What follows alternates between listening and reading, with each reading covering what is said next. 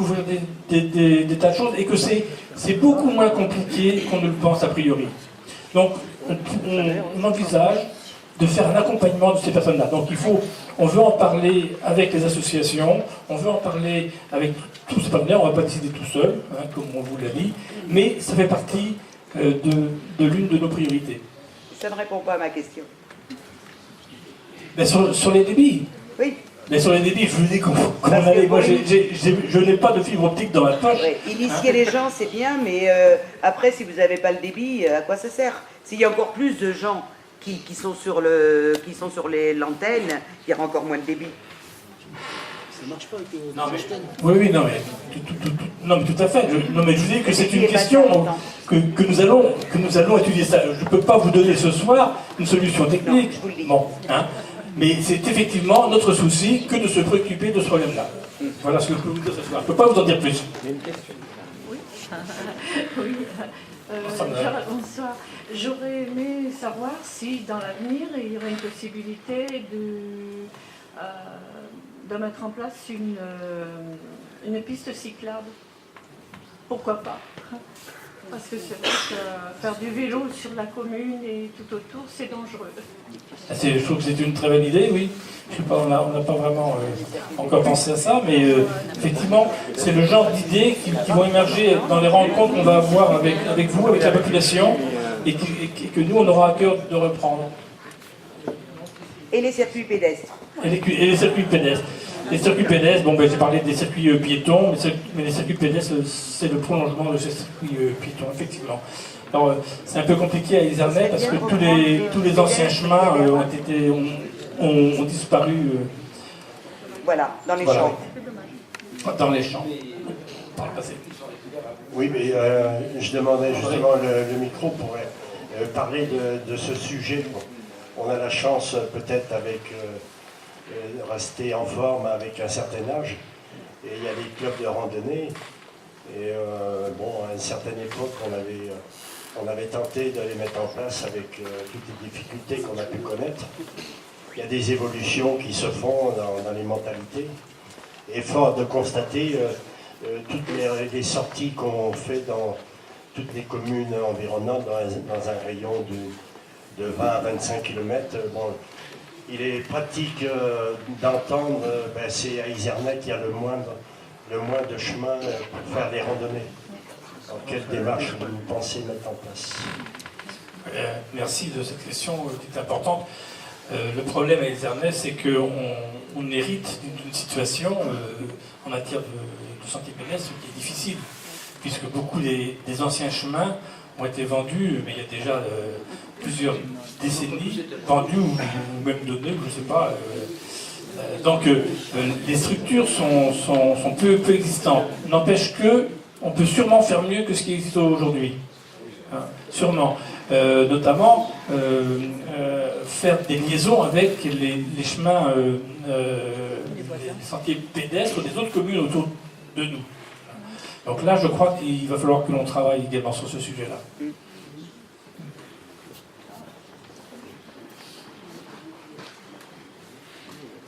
En fait, je ne vous promets pas grand-chose, je vous promets seulement de travailler d'arrache-pied à toutes ces questions-là. Mais on n'a pas les solutions à toutes les questions techniques, comme ça, a priori. Mais on a la volonté d'y travailler. Je peux dire un tout petit mot? Juste pour revenir sur le problème des chemins pédestres.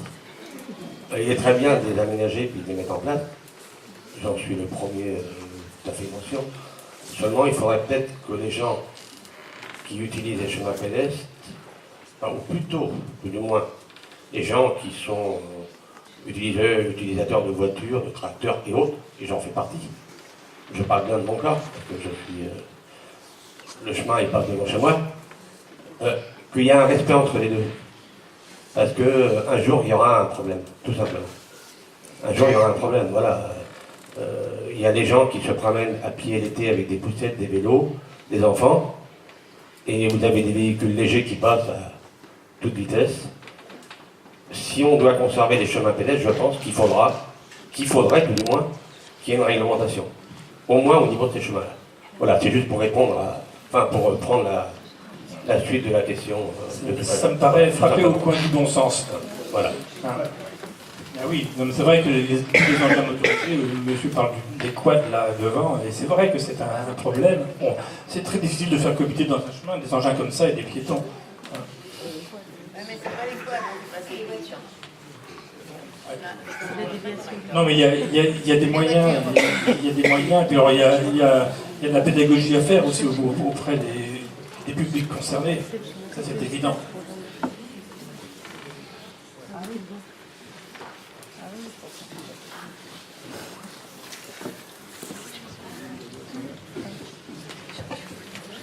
Bonsoir. Moi, je voulais un petit peu changer de thème, c'était sur la communication. Vous parlez de passer beaucoup de temps à discuter avec les associations, avec les différents partenaires. Vous êtes une équipe jeune, mais du coup, vous travaillez tous, et du coup, de quel temps vous allez pouvoir disposer pour pouvoir travailler et amener du dynamisme dans la commune? Écoutez, c'est un vrai problème que vous posez là. C'est vrai que des jeunes qui travaillent, s'investir dans la vie locale, c'est pas toujours évident. Et pourtant, moi, j'ai réussi à constituer une équipe autour de moi. Tous travaillent, ou presque. Enfin, ceux qui ne travaillent pas, je parle de travail salarié, mais ils ont d'autres activités. Sont quand même arrivés à participer à... J'ai pas compté le nombre de réunions que l'on a pu faire, le nombre de rencontres que l'on a pu faire, mais c'est assez impressionnant en 3 mois. Ce qui prouve que lorsqu'on a la motivation, lorsqu'on a la volonté de faire avancer les choses, on arrive à dégager du temps. Après, c'est une question aussi d'organisation entre nous. Hein. Donc de concertation, et voilà. Donc c'est ça ma réponse, c'est seulement sur la volonté de chacun de participer à la résolution des problèmes.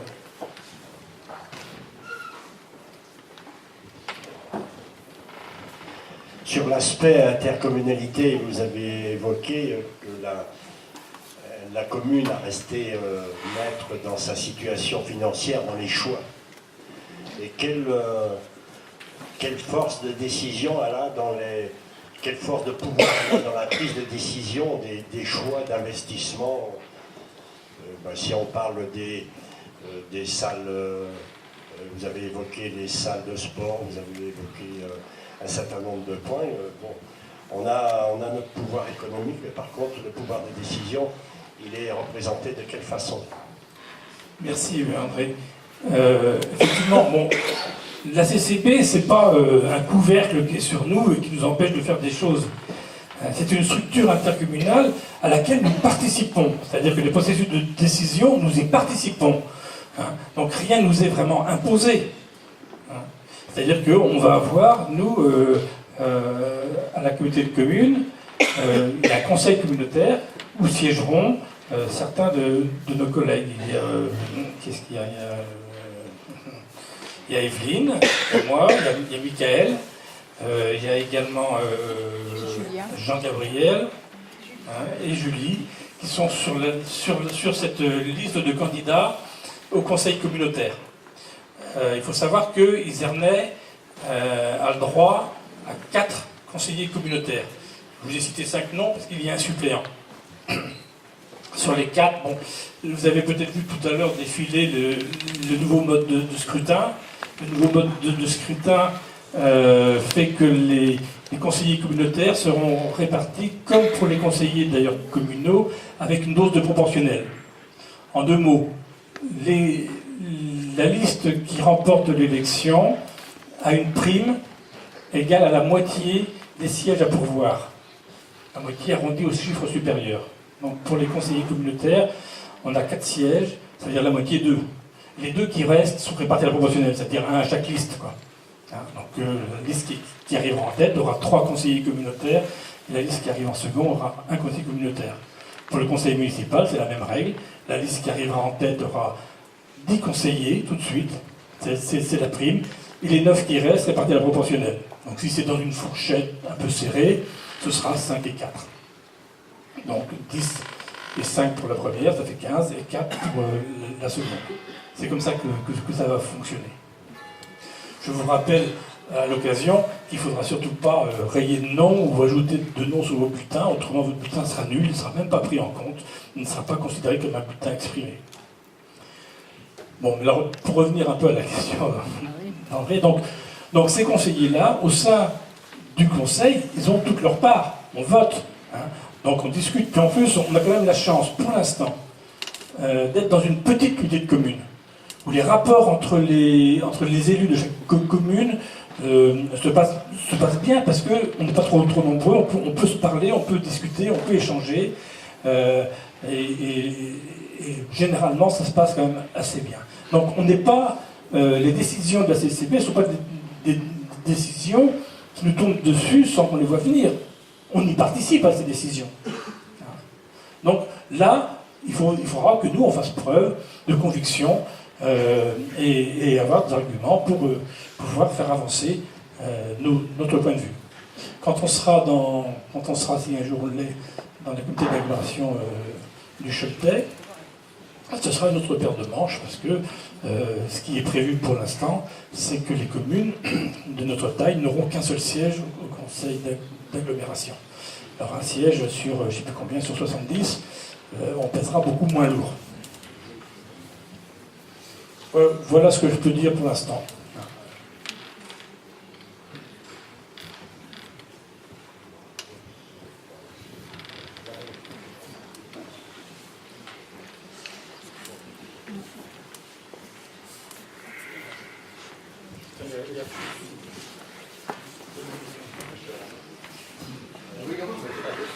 Bonsoir. J'avais une question donc un peu en lien avec la CCB sur le projet éolien. Il y a eu donc une réunion d'information qui nous avait dit, je ne sais plus, il y a 6 mois à peu près, que tout n'était pas encore calé. Donc, est-ce que l'équipe a envie un peu de réouvrir le dossier, non pas forcément pour le remettre en cause, mais peut-être pour retravailler sur la notion des 2 lignes existantes qui vont créer, pour ceux qui sont entre les deux, vraiment des gênes très importantes. Ça, c'est le premier point. Et le deuxième, réouvrir la répartition de la valeur ajoutée sur le territoire. C'est-à-dire que quand on regarde aujourd'hui le projet, on s'aperçoit que les principaux bénéficiaires vont être soit les propriétaires, donc qui se trouvent être plutôt des gens hors du territoire, c'est-à-dire qui sont propriétaires d'une partie du territoire mais ils habitent assez loin, et la communauté de communes, et demain peut-être la communauté d'agglomération. Et donc est-ce que ça peut pas être aussi ça quelque chose à revoir? Il y a certains territoires où finalement la répartition a été faite en tenant un peu plus compte des gênes occasionnés pour les gens présents sur le territoire, indépendamment de leur statut de propriétaire ou de fermier. Voilà. Est-ce que vous avez réfléchi à la question et puis... Alors, bon, ce projet existe déjà depuis longtemps. Il a été réduit depuis l'origine, parce qu'au départ, on pensait à 10 éoliennes. Maintenant, on n'en est plus qu'à 8, dont 5 seulement sur Izernay, alors qu'on parlait de 6 avant. Des éoliennes, effectivement, assez imposantes, hein, parce que ce sont des éoliennes de 2,4 MW qui feront chacune 150 mètres, tout déployé. C'est-à-dire un mât de 90 mètres, je crois, et des pales de 60 mètres. Non, je sais plus. Enfin, bon, en tout cas, la hauteur totale, c'est 150 mètres. Donc, ça, forcément, ça va provoquer des gênes. Alors, tout cela, bon, le processus est déjà bien engagé. Les localisations sont déjà assez précises. Les riverains ont tous été approchés par le cabinet d'études qui travaille sur ce projet de parc éolien. Ce projet de parc éolien, c'est la communauté de communes justement qui le porte. Donc ce sera à ce niveau-là qu'il faudra que l'on voit ça. Alors est-ce qu'il y a lieu encore d'avancer ou pas sur une constatation ou sur... Voilà, bon, peut-être, oui. On va en parler avec nos collègues. Il y a 3 communes de concernées, c'est Izernay, Sans-Loire et les Cerqueux. Oui, effectivement, on peut très bien rouvrir ça en sachant que l'implantation des éoliennes répond à une réglementation très stricte, hein, en termes d'abord de proximité des habitations, On ne peut pas implanter une éolienne à moins de 500 mètres d'une habitation. En termes de plein de réglementations écologiques, mais également militaires, parce qu'il ne faut pas être dans des couloirs de circulation de l'aviation militaire, de l'aviation civile aussi, etc. etc. Donc c'est très compliqué, c'est pas facile à manier. On peut toujours augmenter un petit peu cette concertation avec les uns et les autres, avec tous les tenants, tous les gens qui sont touchés de près ou de loin par ce problème-là. En même temps, aujourd'hui, on sait bien que l'éolien est l'une des alternatives aux énergies fossiles. Donc on ne peut pas tellement se priver d'une telle évolution, quoi, de cette marche-là.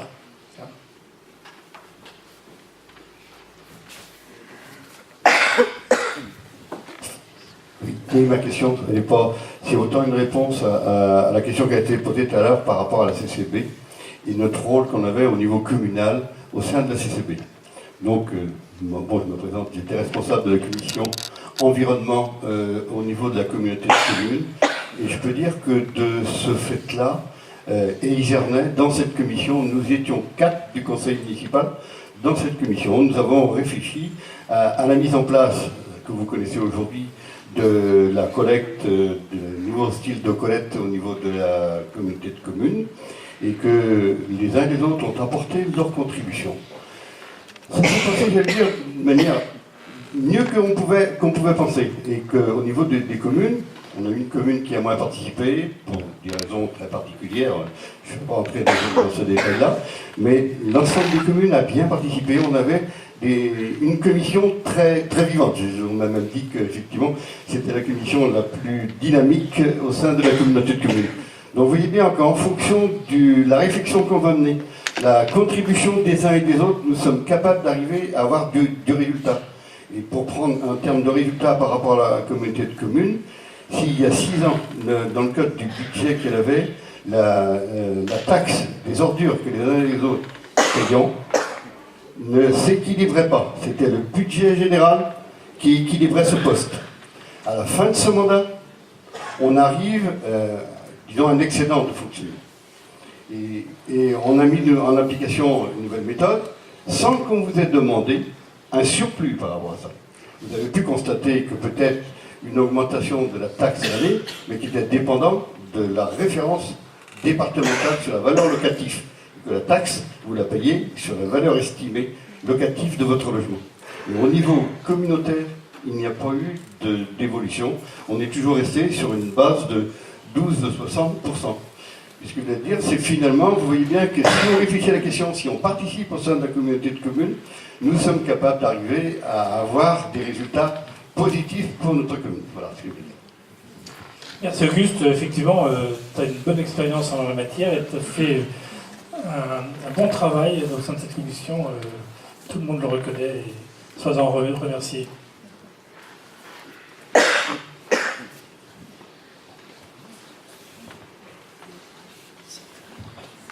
Et juste pour faire une remarque, vous avez... Si, ça marche. Vous avez attiré l'attention sur votre mode de travail que vous souhaitez mettre en place sur la communication, le travail avec des commissions extracommunales. Tout à l'heure, on a entendu une remarque dans la difficulté de mobiliser les gens pour participer. C'est certainement sûr, quoi. Et il y a une chose simple, c'est quand on fait une réunion publique, il est préférable de faire une réunion publique pour présenter 1, 2 ou 3 projets au choix que de faire une réunion publique pour présenter un projet ficelé à l'avance. C'est ça ce qui sera l'efficacité. Oui, merci André, c'est tout à fait notre conception.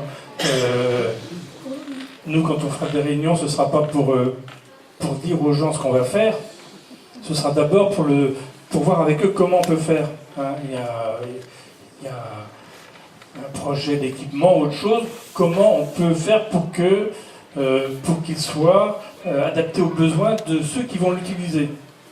Si on ne demande pas aux utilisateurs ce qu'ils en pensent, comment voulez-vous qu'on fasse un projet qui ne soit pas critiqué ensuite? Donc c'est bien en amont, effectivement, qu'il faut mettre la concertation. C'est pas uniquement pour expliquer ce qu'on a décidé. Autrement, c'est pas intéressant. D'ailleurs, on voit que les réunions publiques qui sont faites uniquement pour informer de ce qui a été décidé ramènent peu de gens. Ce soir, vous avez vu, la salle est pleine parce que vous savez que vous alliez avoir la parole, vous saviez que vous pourriez poser des questions et vous connaissiez déjà notre démarche qui est de vous concerter le plus possible.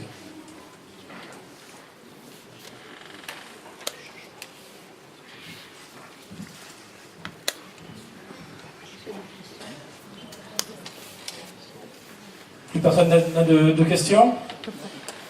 Bon, il faut en garder un petit peu, parce que si vous nous faites confiance, on va être là pour 6 ans, donc vous aurez l'occasion de nous en poser d'autres. Hein? Écoutez, en tout cas, moi je vous remercie de votre attention. Je crois que cette réunion a été utile, qu'elle vous a permis de vous éclairer un petit peu sur ce qu'on voulait faire. Et puis, je crois que tout le monde a un petit peu soif. Donc on va vous servir, si vous voulez bien. On va continuer à échanger, là, autour d'un verre, ce sera plus convivial. Merci beaucoup. Bonne soirée.